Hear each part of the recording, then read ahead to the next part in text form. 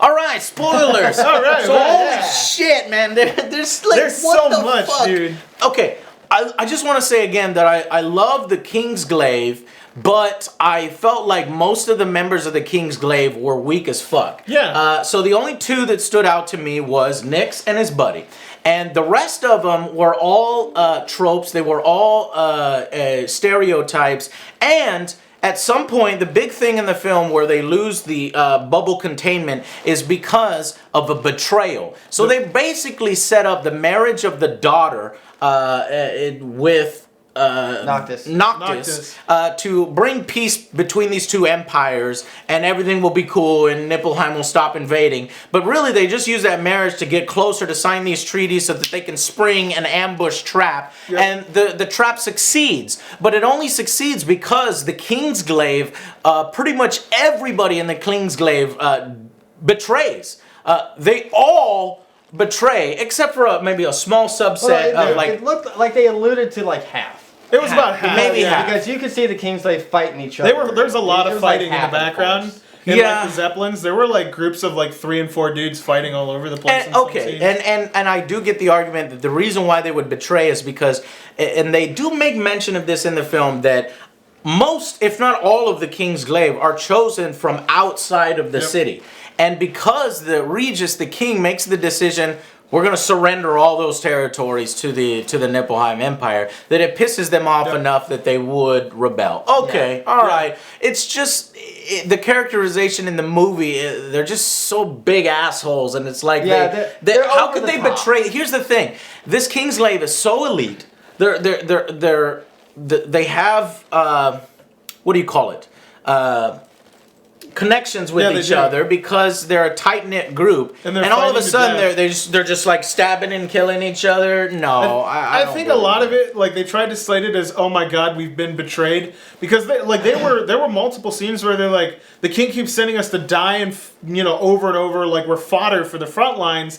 We're fighting to save our homes, which is why we've been dying the entire time. There is some and then suddenly he's like, well, fuck all that. None of it mattered. Right, so every single person that died, they felt was died in vain. For no point. Okay, I'm gonna after that, I'm gonna withdraw mine. Did you find any problems with the film? I didn't find any problems with their motivations. Like I understood why. No, other than that. Other than that. Like, for example, the general who comes in and during the ambush takes on the king himself. He's able to kill the king. I think it was his armor. Bullshit. This king has so much power and the ring and that is ordained from the deities, and he's got like force lightning, and he can control 1,100 swords in this room. Yeah, that was one thing I freezes pointed time. out. Yeah. So why is the general able to beat him? I think honestly, the way that they like tried to slate it is everything he was hitting him with was getting absorbed by the armor.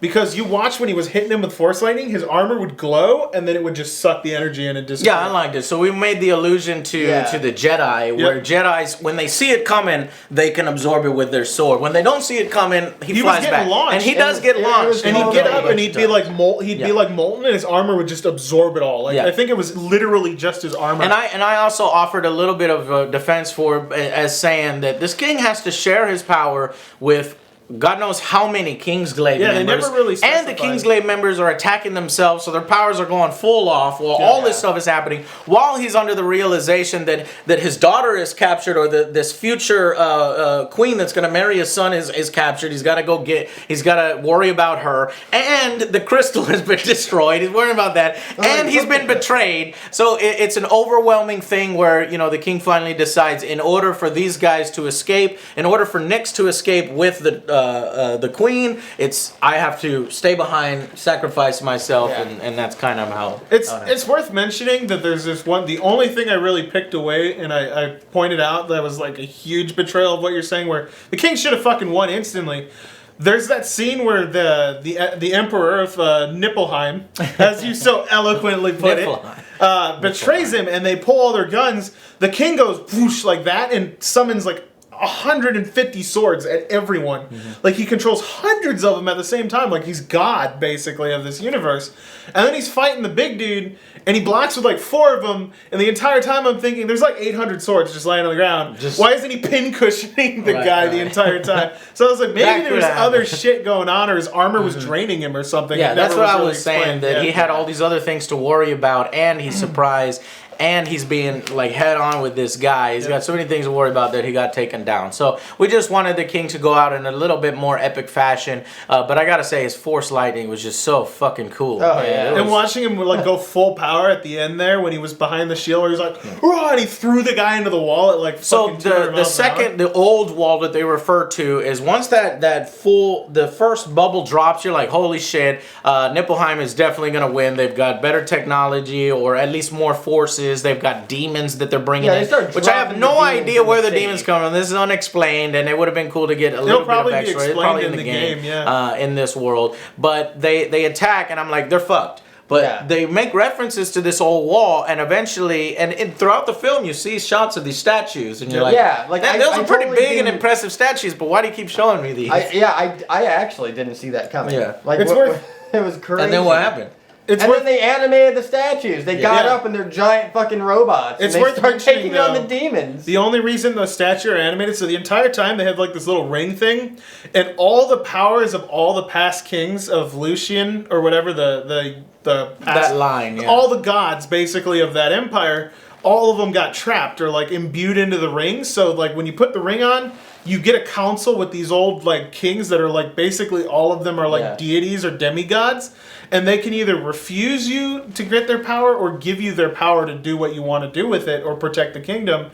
And the whole reason those statues even come to life is because Nyx basically puts the ring on, and even though he's not royal blood, he's like, I really don't care about power or anything. I just want to save these people and kick this guy's ass. And they're like, that was a pretty badass. They're basically, he's just like, he's just laughing at him. He's laughing at him. They're like starting to kill him, and he's just laughing his ass off. I just want to do this one thing. He's like, just let me kill this guy. Just let me kick his ass. And they're like, all right. Not exactly, but yeah, they deemed him worthy, but they said that your power's going to run out by the morning, and they imply that he dies. And it does look like he dies, but who knows? So maybe cool. he's still... He burst into ash. Yeah, but his friend still thinks he's alive. He's going to go reunite with him, and the princess says, which is another stupid part. He needs to continue escorting her, but no, the princess is just going to walk off on her own amongst all the people. No, bullshit. And she says, I'm gonna give you time. What's the guy's name? Libertas. I'm gonna give you time, Libertas, so that you can meet up with Nyx, because he's, and I know y'all are friends, so I'm gonna leave. Even though the whole movie was about protecting me, you're gonna leave the fucking princess at the very end, and she's walking amongst the people that are running away, and nobody notices the fucking princess. Like her reasoning for going off by herself was so she could slip into the crowd like a common person. And but she does not. But she's still wearing the princess outfit. Yeah. Also, it's like if you want to blend in, get yourself a fucking burlap bag or something, and then just walk out. The fact that this film was in CGI allowed it to do so much more cool shit in the action scenes with the main characters hopping around and flying around. We have to talk about, like, I think the last 20 minutes of the movie, that fight scene, justified the entire watching that movie. Right, it's worth the price of admission. It was, okay, so like shit escalates so crazily at the end of the movie. Like, the entire movie, they're like protecting the city, and the whole movie's about like protecting this city. And then at the end, the guy's just like, Gundams!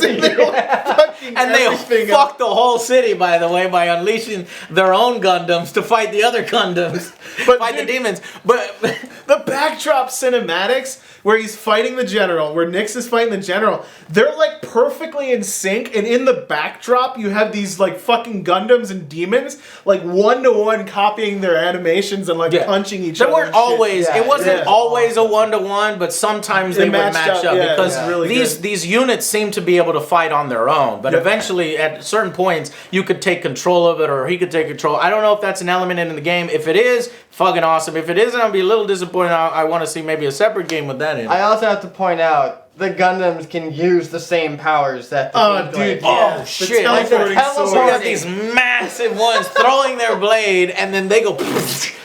Yeah, like and it's a attack this massive, flying massive, destroyers. Like I'm talking Pacific Rim size robots, right? Yeah. Like huge, and they got these giant swords as big as fucking skyscrapers that they're tossing at these demons and then teleporting right in front of them. And The slicing them in sounds half. too, dude. The sounds of them throwing their swords were so spot on, like the like going off into the distance. Unfortunately, our theater had shit a little too loud, which made one scene in particular very annoying and over the top. So you're saying like the movie goes like this, right? Because the character, every time they're doing characters and characterization, you're just not in it. You hear the voices and you kind of envision better actors going and doing this, but they're not actors, it's CGI. But then when the action comes up, the spikes go up, and then right when you think they're about to dip, they go up even more because they add stuff in. So initially, the Nibelheim captures the princess in order to lead most of the Kingsglaive away in order to execute their attack.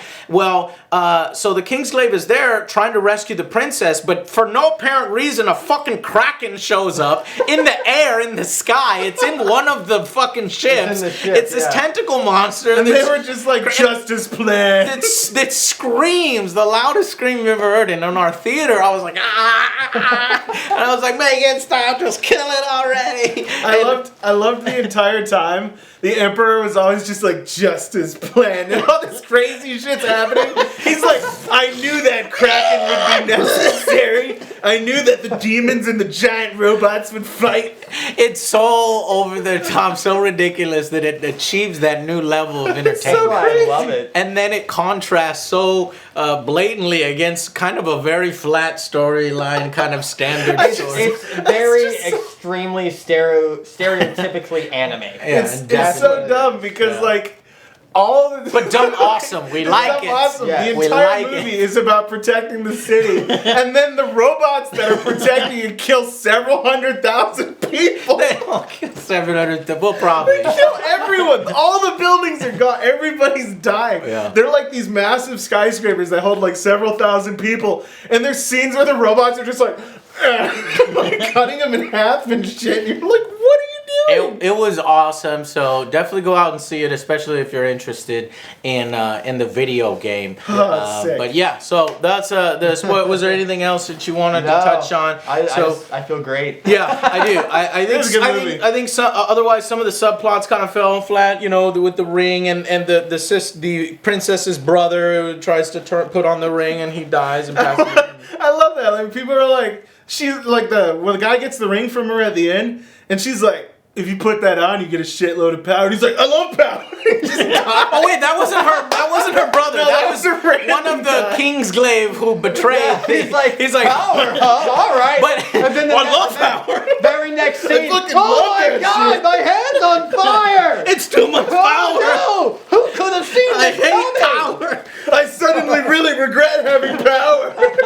Well, I thought it was clever because she made that, the way she was talking enticed him to take it and try it He's out. like such an asshole beforehand too. Like he looked like he was straight up about to fucking rape her or something. Yeah, kill her at least. Yeah, and then she's like, "You want some power?" And he's like, "I like some like power. power. And then, Okay, that was pretty funny. It was funny, yeah. Oh, okay, so the one thing that I didn't understand that I think the movie fails to explain is they show this Nibelheim general throughout the whole film. Forget what his name is. Gladian, Glucius, Zod. Zod. You were near before Zod. We're gonna call him Zod. We'll call him Zod. So and he's Silver Zod is what he is. And so Silver Zod is at the beginning trying to kill the royal family. That's what sets up the running and the separation of the princess and that they set up later on. But he shows up again in the current storyline and it turns out that the Silver Zod is actually the captain of the Kingsglaive, which made no sense to me because the captain of the Kingsglaive gave his reason for betraying the forces by saying, you know, the king has made a terrible decision to, you know, basically surrender all of our things and everything has been for nothing. But that didn't make any sense because that would have mean that he had to have betrayed 12 years ago and even beyond 12 years ago because this general has been leading the Nibelheim forces forever. So I didn't understand that. That was the only thing I didn't understand. But we tried to come up with some explanations of what do you... So in that first scene where they're like, I guess the king left the city to go, or what was it? Insomnia. He leaves Insomnia with his kids to go get somebody healed. in Niflheim's area, and then they ambush. Tenenbaugh is this kingdom that they got attacked in the initial time. They tried to kill him, and so there's this kid that's on the ground holding his dead mother, and as the king is running away with his daughter and his son in his arms, he's screaming, "Why are you leaving? Stay and protect us. Don't let us die." You know, things like that. No, that's the sister's brother. That's the princess's brother, though. The guy with the white hair, where I accidentally said he's the one that put on the ring and got the power. But what happened to him? When He did too. He also put on the ring and died. He was the first one. The first one to put on the ring and died. So there was two people. They were like, "Oh, I love power!" Ah! Yeah. As soon as the king. So I think that was the brother, not the captain. You see? I don't know, but he wasn't yelling like "Dad, come back" or anything. He was literally No. They aren't. I don't think that's his daughter. And I don't think that that's his son either. That's a separate family from that kingdom. I know that he put the ring on and he was royal blood, and she said that, only royals can wear it. My brother tried and he was found unworthy.